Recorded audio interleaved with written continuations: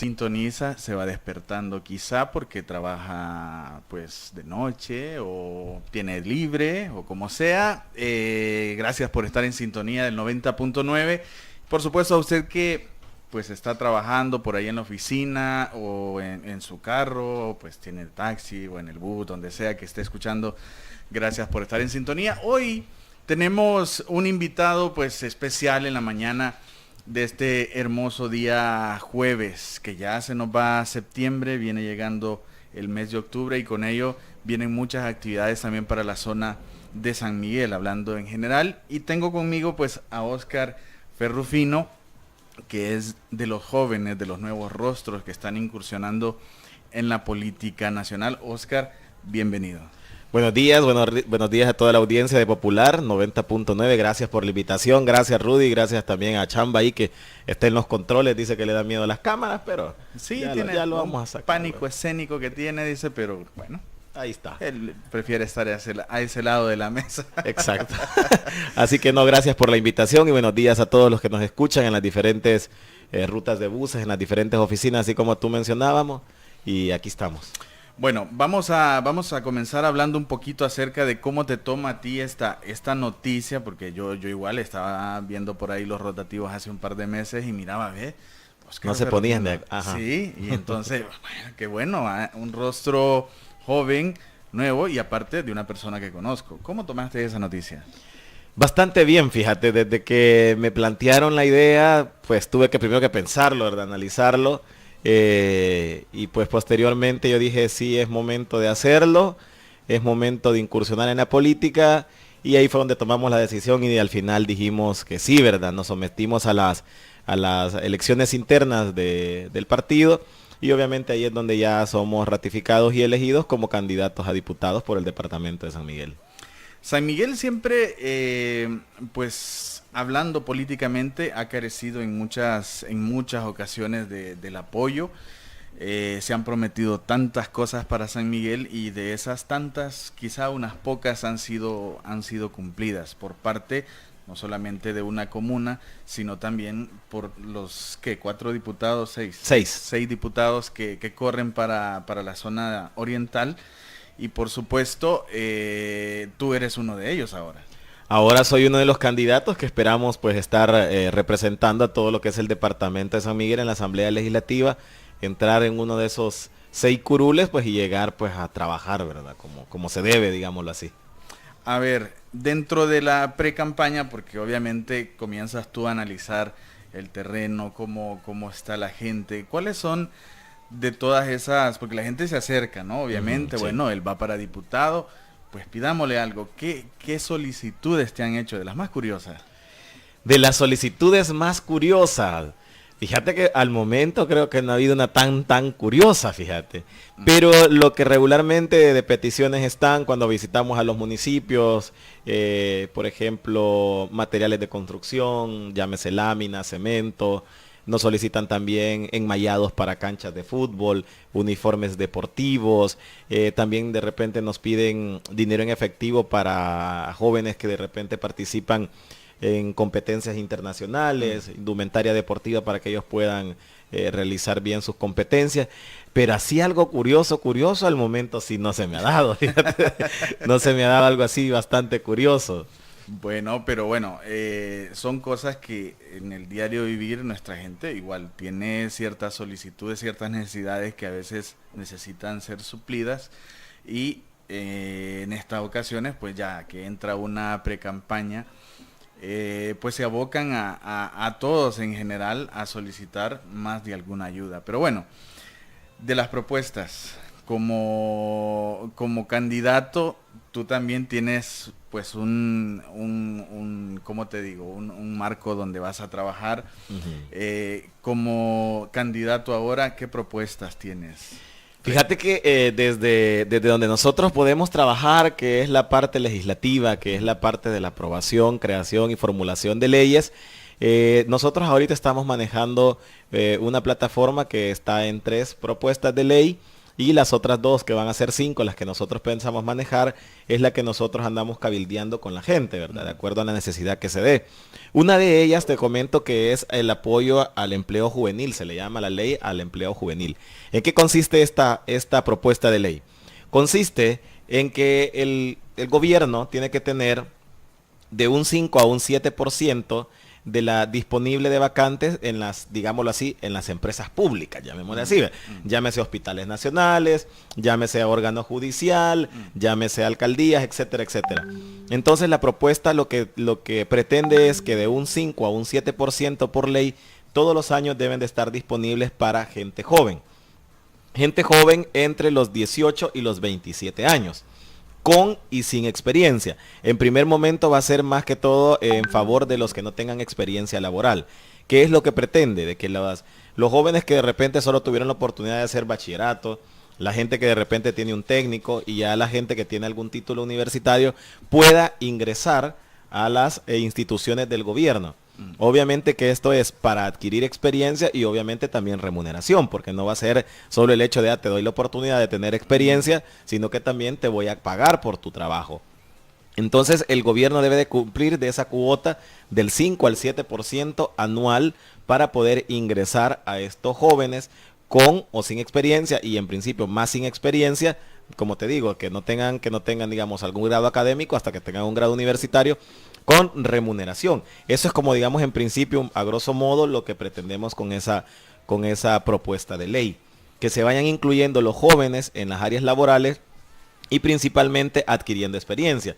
¿Qué es lo que sucede? De que tenemos muchos jóvenes que tal vez salen de áreas técnicas o áreas universitarias, pero nadie los contrata en las empresas privadas, porque obviamente lo que te piden más que nada es no tanto el título, sino que la experiencia laboral. Entonces, ¿cómo vas a tener experiencia laboral si alguien no te da la primera oportunidad de empleo? Entonces, a través de esta propuesta de ley, lo que pretendemos es eso, que a la vez la gente se capacite, tenga la experiencia laboral, y en su momento, si le sale una plaza mucho mejor en una empresa privada, pues si decide irse, pues se va a ir, ahí va a dar ese salto hacia la empresa privada. Otra de las propuestas que nosotros llevamos es la ley a la industria creativa e innovadora. ¿Qué es lo que pretende esta ley de la industria creativa e innovadora? Lo que pretende es darle un apoyo y certificar todo lo que es la parte creativa. Cuando te hablo de la parte creativa es, por ejemplo, apoyar a todos aquellos jóvenes que de repente son fotógrafos, de repente son ilustradores, de repente son diseñadores gráficos, arquitectos, ingenieros, personas que hacen trabajos audiovisuales. Lo que pretende esto es como registrarlos, mantenerlos registrados y brindarles el apoyo del registro de las patentes de marca. ¿Por qué es importante esto? Porque esto también te puede llegar a generar economía, porque es como un trabajo independiente, es un trabajo personal, pero por el hecho de que no tiene un registro de marca, no tiene esa potencialidad para poderse también exportar esos diseños, esa creatividad, ese arte, no se puede extraer dinero, no se puede dinamizar económicamente. Entonces la idea es esa, que se apoye ese tipo de artes creativos, de situaciones innovadoras, como por ejemplo hay mucha gente que son muy creativos y de repente crean productos. En las ferias universitarias muchas veces se crean productos, pero esos productos no pasan de estar nada más en la feria y de ser una nota en el área universitaria, sino que la idea es que vos también a través de esa ley podás abocarte a determinadas instituciones donde presentes tu proyecto innovador, sea calificado y sea apoyado para que lo puedas desarrollar. Eso es lo que pretende esa otra propuesta de ley. Me llama la atención estas dos propuestas de ley que haces, porque bueno, ya lo mencionabas tú en su momento, normalmente las empresas ponen a disposición varias plazas vacantes, pero siempre hay un apartado ahí donde dice 2 años, 3 años, 4 años o más de experiencia laboral en una determinada área, cuando los jóvenes quizá que van apenas egresando de una universidad o egresando de un técnico o quizá de bachiller, muchas veces no tienen la oportunidad de poder estar en una empresa realizando prácticas y que esto también a la vez les genere una experiencia laboral. Me parece una propuesta muy, muy acertada, al menos para los jóvenes, que ya mencionabas el rango de edad hasta los 27 años. Correcto. Eso es muy bueno. Y por otra parte, la siguiente, pues un tanto difícil de generar por el hecho de que esa falta de apoyo que quizá hay dentro de la educación, que se genera día con día, porque decía alguien por ahí que a nosotros nos educan para ser empleados y no para ser muchas veces ese emprendedor, pero la realidad es que nos cuarta en esa parte del emprendedurismo por el simple hecho de que no tenemos el apoyo. Correcto. No hay quien vea nuestro producto, que puede ser muy innovador, muy bueno, pero lamentablemente se necesita un colchón para poder saltar y brindar ese servicio. Me parece también muy acertada y esperando pues que la verdad se lleve a cabo estas dos. Ahora, estás cabildeando con la gente otras propuestas de ley, que es el área donde le compete, pues él no va para alcalde, ¿verdad? Aclarando eso. Aclarando eso, no puede prometer otras cosas, pero sin embargo sí puede trabajar para que este tipo de leyes se implementen y sean aceptadas para el beneficio de los jóvenes. ¿Has tenido ya algunas sugerencias dentro de ese cabildeo que llevas? Sí, fíjate que sí, hemos tenido sugerencias de algo que va a ser, digamos, no tanto una propuesta de ley, sino quizás una reforma a la ley, que es a la ley del agua. Esa es una de las, digamos, sugerencias que nos han brindado y que no se ha puesto todavía tan en marcha o tan en serio lo que es esta ley del agua, que es una propuesta que llevaba pues un diputado del periodo anterior, de este que va a finalizar, y lo cual pues sí, realmente pretendemos nosotros retomar quizás esa propuesta de él, hacer esas reformas de la ley del agua, para que en realidad se desarrolle de una mejor manera. Porque hemos visitado muchas comunidades, muchos cantones y caseríos, donde nosotros vemos que ese vital líquido en realidad no está llegando a la gente, o sea, no llega, no lo tiene. Pero ¿qué está pasando cuando muchas veces quizás hemos escuchado lo de nuestra generación, que hemos escuchado que en muchas campañas presidenciales, en campañas municipales, voy a llevar el agua para todos, ¿verdad? Pretendemos que nadie carezca de sed y todo, pero desde que yo tengo memoria que eso sucede, ahora que yo estoy ya en el terreno, digámoslo así, cabildeándolo, vemos que no está, vemos que no existe. Entonces quiere decir de que las cosas se han dejado ahí y nada más ahí. Y creo que sí es momento de retomarlas y de tomarlas más en serio. Porque si en realidad son comunidades que han vivido 2, 3, 4, 5 generaciones, quizás escuchando de que algún día les va a llegar el agua potable y en realidad nunca ha llegado. Entonces hay que generar presión y hay que crear una ley que sí realmente fortalezca y hasta cierto punto obligue a los alcaldes, obligue al mismo gobierno a crear esos proyectos y darle prioridad para que en realidad no sea el agua un lujo para la gente, porque de repente se ve como un lujo para toda esta gente. No, sino que debe de ser en realidad una necesidad básica que el Estado o el gobierno debe de cumplirle a la gente. Pero al final no se ha estado cumpliendo, pero pretendemos dentro de esas sugerencias hacer esa reforma de ley para que sea una ley mucho más efectiva, mucho más fuerte y que realmente se cumpla. A raíz de esto, yo creo que algunas comunidades que se logran organizar, muchas veces ellos terminan generando lo necesario para poder ellos tener agua potable. Correcto. Al final, muchas veces, y pasó, es una parte bien curiosa, pasó en una comunidad que yo conozco, y que es esa comunidad que se organiza, ponen su propia bomba, hacen su propio tanque y generan su propia distribución de agua por los diferentes acueductos, y al final quien llega a querer apoderarse del proyecto ya hecho, ya puesto en marcha, ya en servicio de la gente, es en este caso, el ANDA en este caso, llega y dice, mire, ¿por qué no nos dan ese proyecto y nosotros lo manejamos? Pero cuando ya está hecho. Claro. Y eso muchas veces genera inconformidad con la gente, que cómo es posible que yo lo hago como comunidad y tú vienes ahora a decir que lo quieres administrar. Sí. Esa es una parte que yo creo que deberías de tomar en cuenta porque algunas comunidades sí están organizadas y muchas veces hacen cosas que le faltan por falta de apoyo también. Sí, así es. Lo que tú mencionas sí es un factor muy común, ¿verdad? Saludar con el sombrero ajeno que se da. Pues quizás la invitación es, yo lo que comento también en las comunidades es que no lo permitan. No lo permitan porque en realidad no puede llegar a ser atributos de algo que no has hecho o no has querido hacer. No es que no has hecho, no has querido hacer, más no siendo el representante máximo, digamos, y el obligado a cumplir con esa necesidad como lo es el agua. En ese caso, pues sí, gracias por la sugerencia y vamos a tomar en cuenta esa parte, pues de que si no sos vos, entonces tampoco tenés derecho a venir a administrarlo, a venirte a querer apropiar de algo que no es tuyo, ¿verdad? Porque en realidad no lo construiste vos y no te ha costado nada.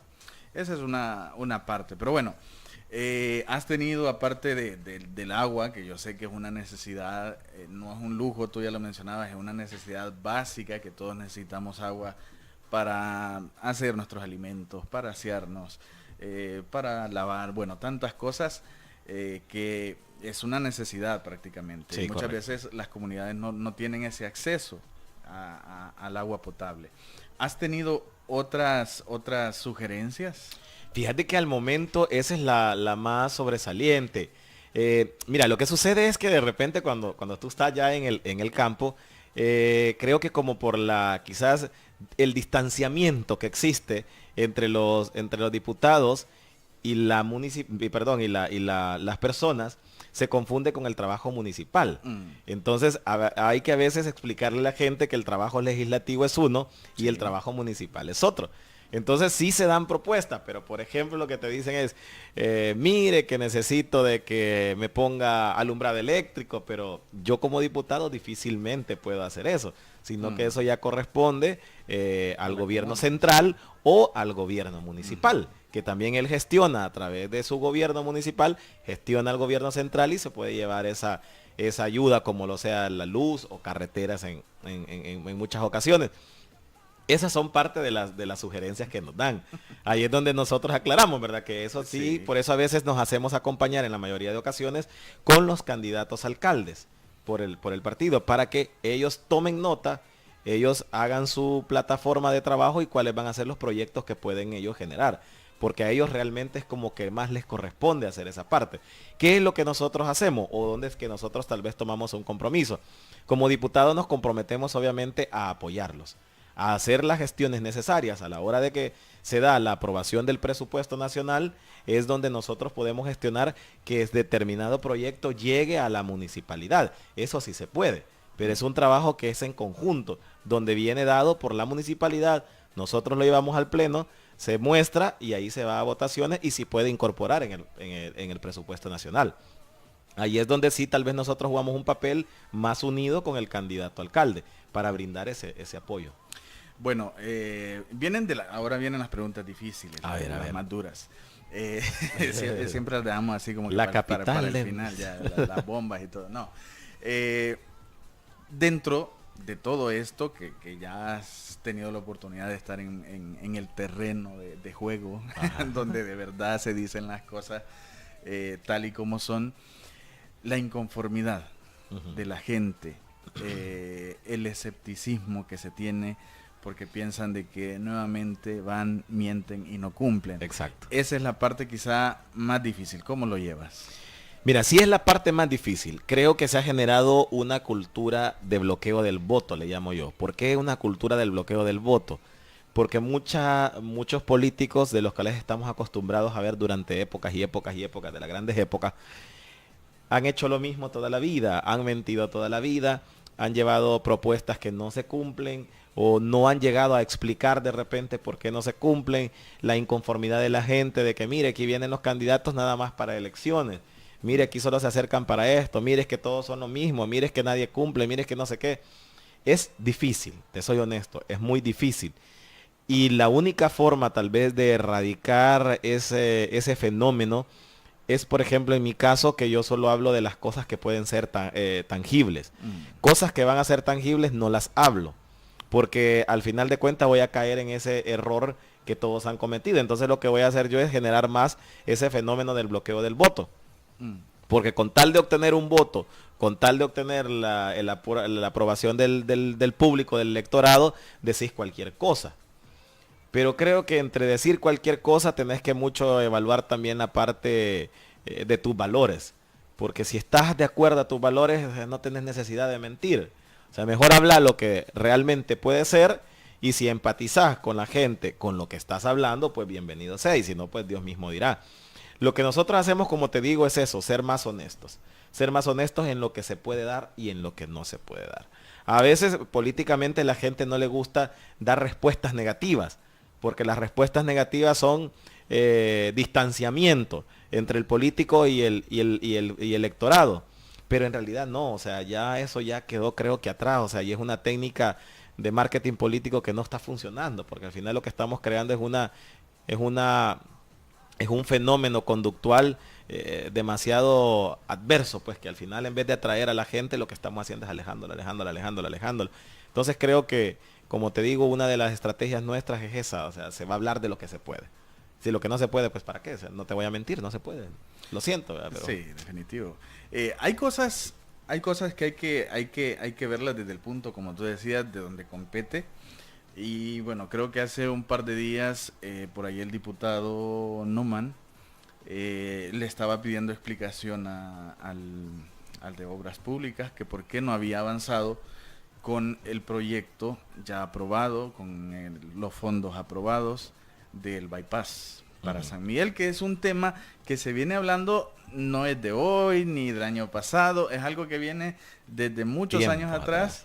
Y no se ejecutan estas obras. Y dentro de eso, que sí compete, está el rol del diputado, ¿no? Poder preguntar y muchas veces agilizar ese tipo de proyectos. Exactamente, el rol del diputado, mira, es la aprobación y fiscalización, llamémosle así, o verificación, o control, como le podemos, o evaluación de los proyectos que se dan, o sea, del pisto del gobierno. Ellos tienen que verificar qué está pasando.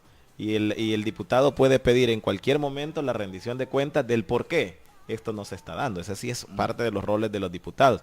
Muy bien por el compañero Numan, que está así él siempre muy pendiente. Eso sí, lo podemos ver todos, que él está muy pendiente del trabajo de que se está realizando y de las obras que llegan a San Miguel, porque no avanzan, porque no se dan.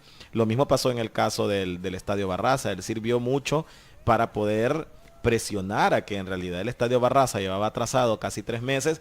Y pues sí, ¿qué onda? ¿Vea? Porque acordate que retrasarte un proyecto un mes es como retrasarte unas cuotas del banco, que tú sabes que eso te genera un interés. Claro. Y si te pasas de 90 días ya puedes ir a un proceso legal. Entonces el compañero Numan es muy bien eso, él se ha preocupado bastante en estar verificando que los fondos destinados para obras para el departamento de San Miguel en realidad se ejecuten, y se ejecuten como deben de ser. Porque imagínate que si no hubiera alguien que esté presionando de repente o fiscalizando eso, verificando los proyectos, solo imagínate del estadio cómo hubiera terminado al final de cuentas. O sea, si lo ves como lo ves en este momento, imagínate si no hubiera habido una fiscalización de ello, no sé qué es lo que hubiéramos tenido. ¿Verdad? Es curioso.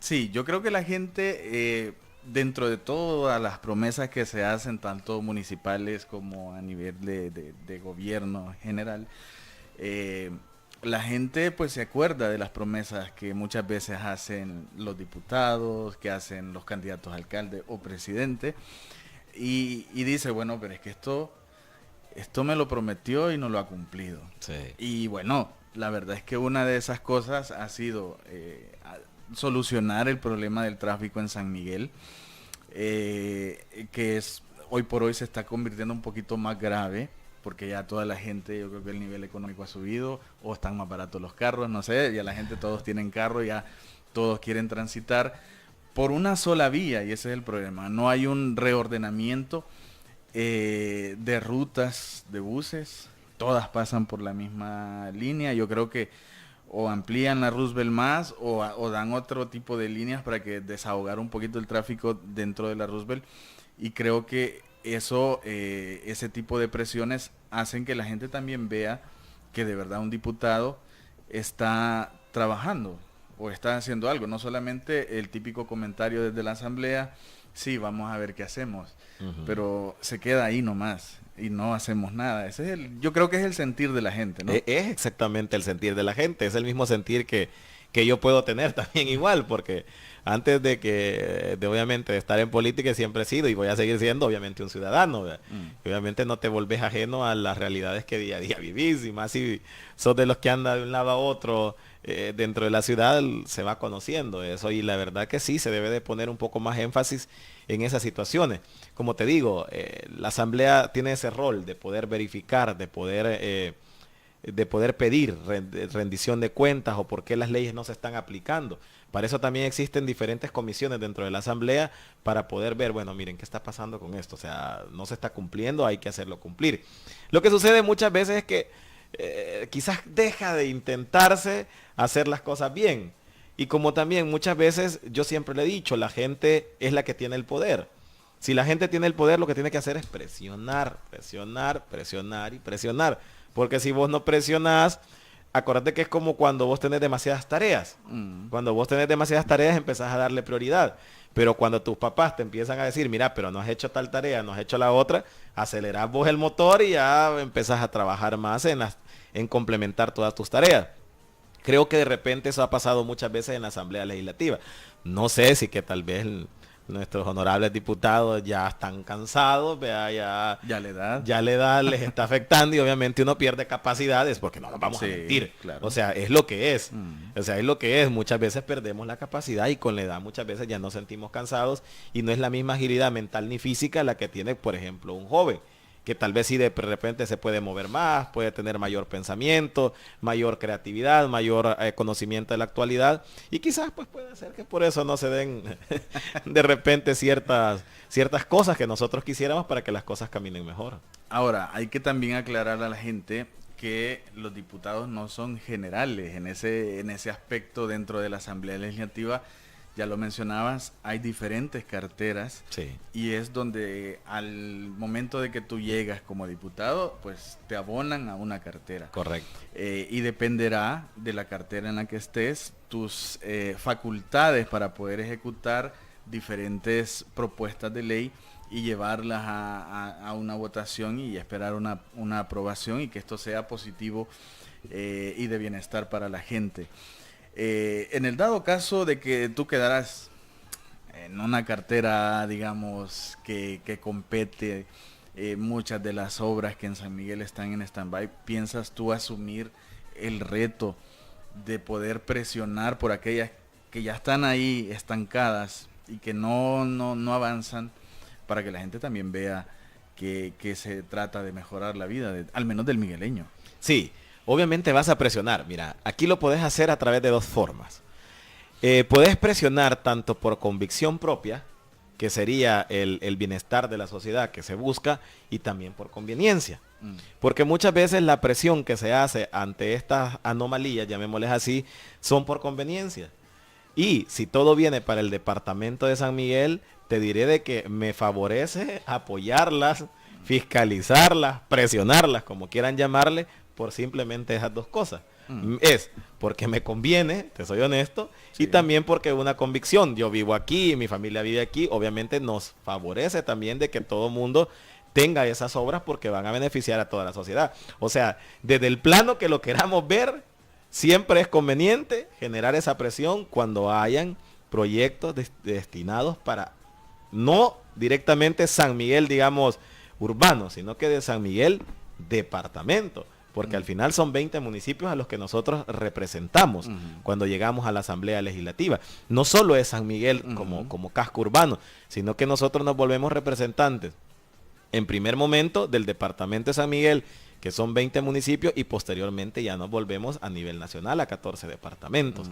O sea, es un trabajo bastante fuerte, pero la prioridad obviamente que por eso se eligen diputados de diferentes departamentos, cierta cantidad para que ellos se vuelvan, digamos, los representantes de ese departamento. Entonces obviamente mi prioridad va a ser el departamento de San Miguel. Ya los temas nacionales pues ya vienen añadidos al trabajo, ¿verdad? Pero obviamente que la prioridad viene a ser también gestionar esos proyectos, y todos esos proyectos que están gestionados, presionarlos para que se cumplan. Bueno, dentro de los roles como diputado, tú mencionabas al principio algo muy importante, y es que los políticos normalmente se acercan a la gente solo y exclusivamente cuando hay Campaña. campaña, cuando le compete y, como tú ya decías, por conveniencia hacerlo. ¿Alguna idea que hayas tenido como para mantenerte siempre al contacto de la gente? Porque obviamente quizás no puedas hacer un recorrido como diputado por cada una de las comunidades a preguntar cómo están, si les ha beneficiado alguna ley que ha sido aprobada, si no. No puedes tener ese cabildeo por otras responsabilidades que ya tienes como diputado. Ahora, para acercarte más a la gente, porque la gente eso es lo que quiere, que el político se acerque más y vea su necesidad. ¿Tienes alguna propuesta, alguna idea? Fíjate que sí, es bien curioso cuando vas saliendo de una comunidad y te expresan eso, y de repente en un día visitas 2, 3, 4 comunidades y vas viendo de que todo el mundo te reclama eso, y una de las partes es la lejanía que tiene el candidato o que tiene ya el diputado si es electo en su momento. Y me preguntaba también esa parte cuando venía en el carro.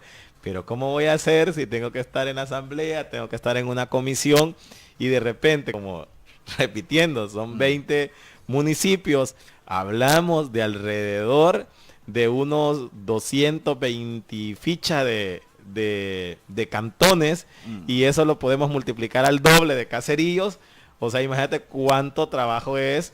Si lo vemos que visitáramos uno por día, no nos alcanzaría ni el año para poderlo recorrer todo. Obviamente que la parte logística territorial te ayuda muchísimo. Tal vez no puedes ir a todos los cantones ni caseríos, pero sí puedes hacer una reunión donde puedas englobar 3, 4, 5 cantones y unos 10, 12 caseríos. ¿Cómo lo podemos hacer? Hay algo que venía pensando yo en el carro cuando me hacía esa pregunta. Es destinar días específicos, tal vez no durante toda la semana, porque hay semanas que son más pesadas.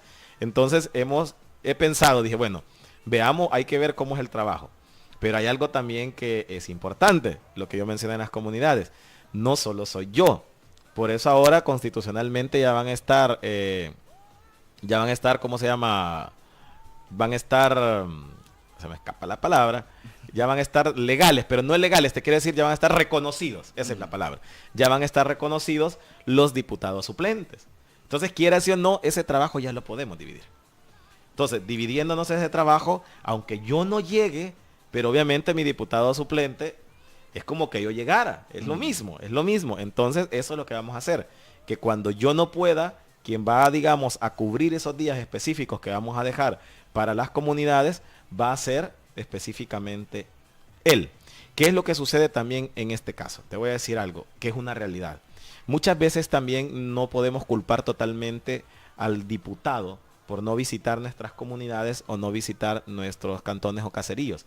Hay algo que es bien determinante, que tú sabes que se ha creado una política de choque, una política de rechazo, una política de competencia que no favorece a la gente, y la gente creo que tiene que aprender a entender eso.